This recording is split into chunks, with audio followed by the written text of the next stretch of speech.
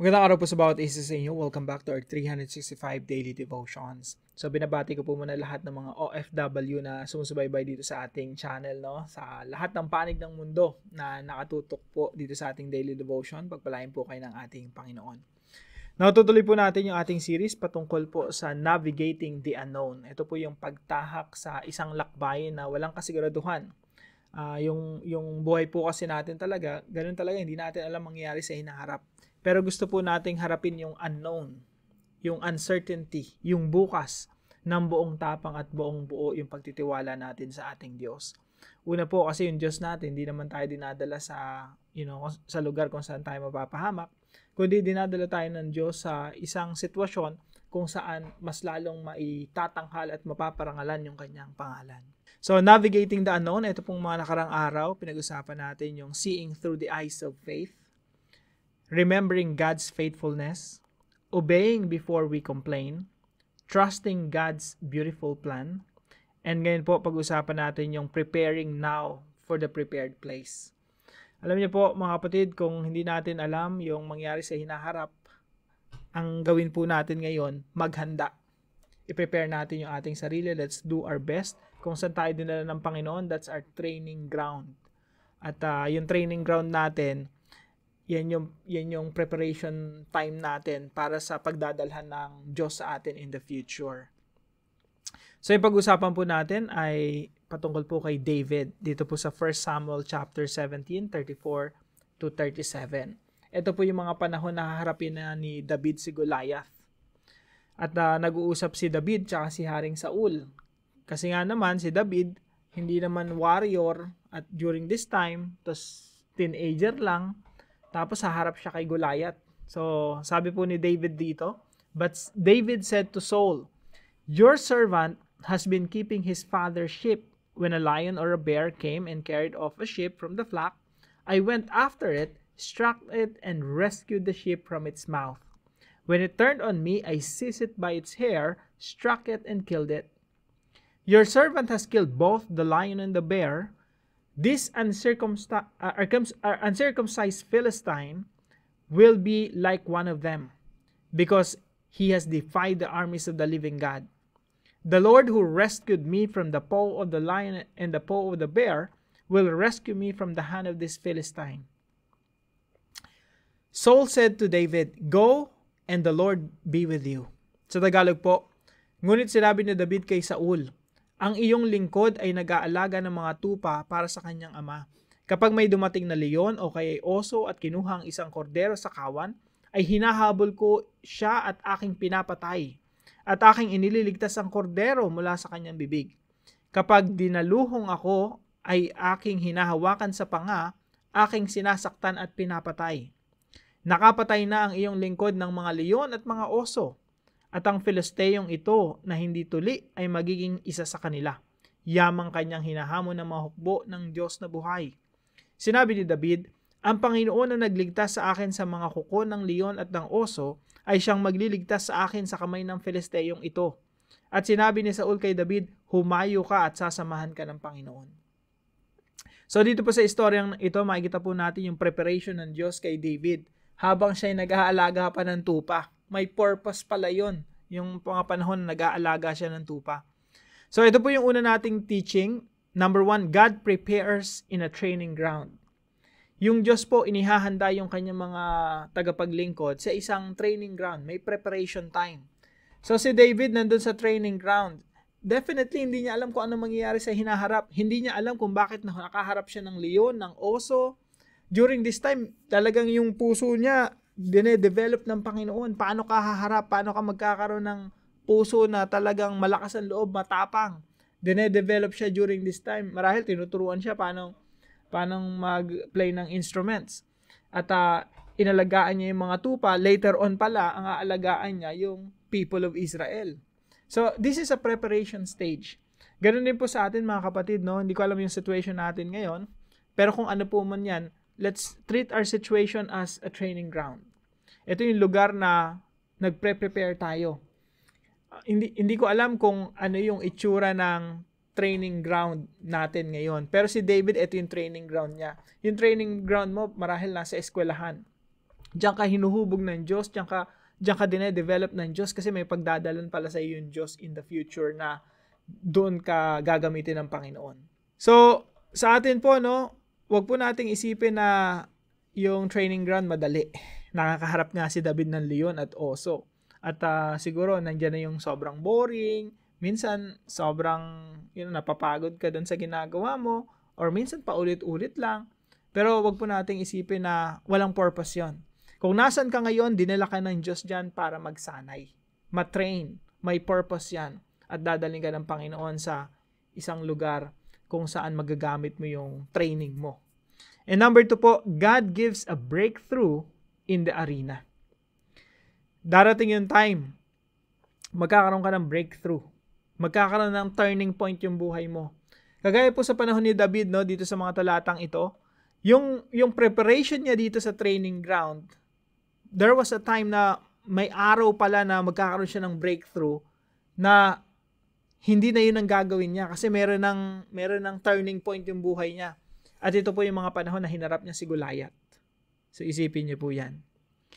Yung breakthrough, yan po yung arena. So meron tayong training ground, tapos meron tayong arena. Yung arena, ito yung haharap ka ng higante. Haharap ka ng isang pagsubok, isang challenge. Pwedeng mag-a-apply ka ng panibagong trabaho or na-promote ka or magpupunta ka sa ibang lugar. Or there's something, may breakthrough sa iyo sa negosyo or may breakthrough sa iyo sa financial, aspect or may breakthrough sa iyo sa relationship or merong malaking pagbabago sa buhay mo na sobrang challenge para sa iyo na higante sa iyong harapan. So yan po yung arena. Diyan tayo bibigyan ng breakthrough ng Panginoon at kailangan nating ma-overcome yon sa pamagitan ng ating pagtitiwala sa ating Diyos kasi yung Diyos, siya yung sasama sa atin. Kagaya sabi po ni Saul dito, no, go and the Lord be with you. In this arena, in this breakthrough, sasamahan tayo ng Panginoon kasi ang buhay hindi naman patungkol sa atin yan. Patungkol yan sa kaluwalhatian ng Diyos. And God wants to glorify Himself through our lives. So, God prepares in a training ground and God gives a breakthrough in the arena. Antayin po natin yan. Marahil yung iba sa atin nandun na sa malaking challenge ng buhay niya. Higante na yung hinaharap niya ngayon. Huwag mo isiping malaking problema yan. Isipin mo opportunity yan. So number 3, God turns a shepherd into a king in the battlefield. Yung shepherd, ang plano pala ng Diyos kay David, gawin siyang king para sa battlefield. Kasi si David talaga, warrior talaga siya. Sabi po rito sa Psalm 78, 70-72, He chose David his servant and took him from the sheep pens. So ito yung training ground niya, sheep pens. Nag-aalaga siya ng mga tupa. From tending the sheep, he brought him to be the shepherd of his people. Mula sa pag-aalaga ng tupa, ang aalagaan pala ni David, people of Israel. To be the shepherd of his people, Jacob, of Israel, his inheritance. And sabi rito, and David shepherded them. Si David, pinagpastulan niya yung bayan ng Israel. With integrity of heart, with skillful hands, he led them. Saan po nagmula itong lahat? Sa training ground, kung saan siya hinubog ng Panginoon. At ito po si David, he led the people of Israel to, victory after victory after victory. So sa atin rin po, dumadaan tayo sa training ground, nagkakaroon tayo ng mga breakthroughs. Ang purpose pala nun, babaguhin tayo ng Panginoon, bibigyan tayo ng panibagong identity, or ipropromote tayo ng Diyos sa isang sitwasyon na talagang gagamitin tayo ng Diyos para mas lalong maluwalhati yung kanyang pangalan sa pamamagitan ng ating mga buhay. So ang tanong, ikaw ba ay nasa training ground, nasa arena, o nasa battlefield na? Nasa totoong laban na ng buhay. So, isipin po natin yan, pagmuni-munihan natin.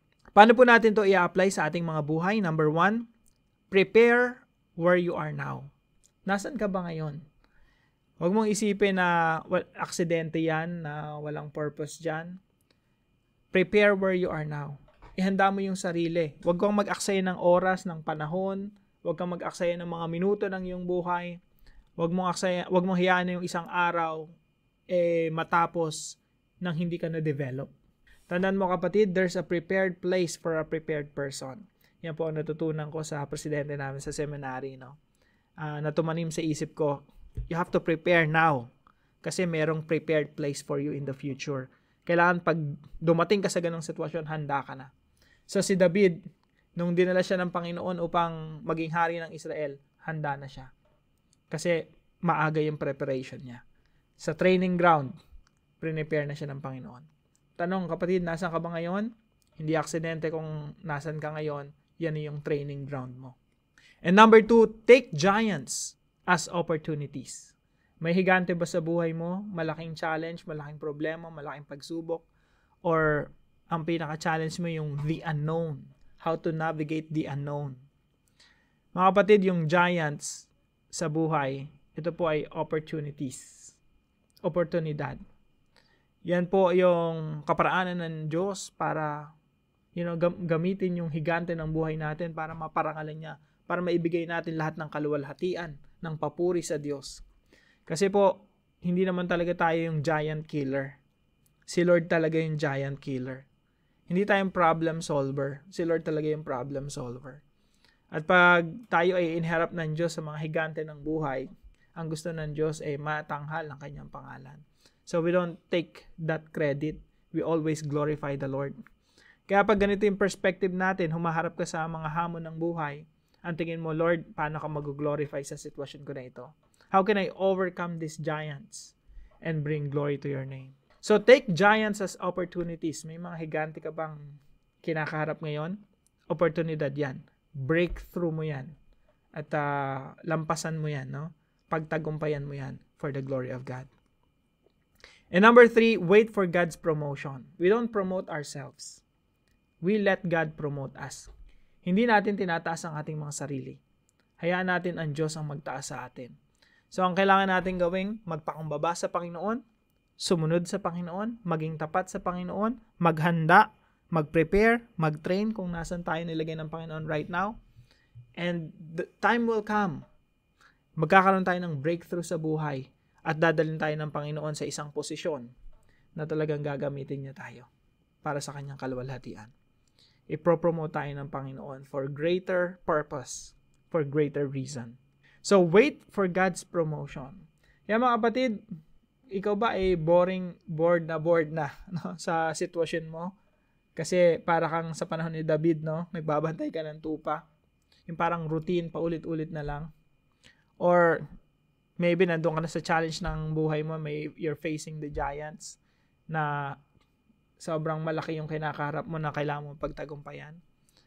Lahat ng yon, mga kapatid, proseso ng Diyos. Kailangan natin pagtiwalaan yung proseso ng Diyos. And time will come, He will promote us. Ang Diyos yung magtataas sa atin at ilalagay tayo sa isang sitwasyon kung saan mapaparangalan ng kanyang pangalan. So let's wait for God's promotion. Ang Diyos ang magbibigay sa atin ng posisyon kung saan gagamitin niya tayo para sa kanyang kaluwalhatian. Now, para po sa ating discussion, what is the importance of preparing now for a greater purpose? Ano yung importansya na naghahanda na tayo right now para sa purpose ng Diyos someday? Pag-usapan po natin ito sa ating mga discussion groups. At kung wala po kayong kadiskusyon, humata kayo dyan ng kaibigan, kapatid, kapamilya, no? Family friendship network mo. At start nyong i-discuss to. No? Ganyan yung strategy natin sa pagbuo ng mga house churches or micro churches. Dinidiscuss lang tong mga devotion na ito. And then, nabubuo na po yung mga Bible study sa mga bahay. No? At kahit Bible study sa mga online, maganda po yan. No? Hata kayo ng isa, asawa mo, lead your family. So, kung wala po ang kadiskusyon, pwede rin kayo umattend ng discussion group po natin, alas 8 ng gabi, from Monday to Saturday. Yung link po nasa baba ng video na ito, yung comment section. Yung description section po sa baba ng video na to. Samahan niyo po ako sa panalangin. Heavenly Father, indeed, there is a prepared place for a prepared person. Thank you for your perfect timing and for the ways you prepared me in every season of life. Help me to embrace where I am now. knowing you are shaping me for greater things. When I face giants, remind me to see them as opportunities for you to work. Give me patience and faith to wait for your promotion in my life, all for your glory. I trust that you will bring breakthroughs in your time, and that you are turning me into a person you have called me to be. Help me to walk faithfully and courageously in your plan. In Jesus' name, amen and amen. Salamat po sa bawat isa sa inyo na sumusubaybay dito sa ating channel. Patuloy po kayong pagpalain ng ating Panginoon. At kung mayroon po kayong mga natututunan sa devotion natin na ito, ipalam nyo lang po sa comment section right below this video. And please don't forget to share this devotion to your family and friends. God bless you po. Pagpalain nga natin Panginoon. See you po tomorrow 5 a.m. dito sa ating daily devotion.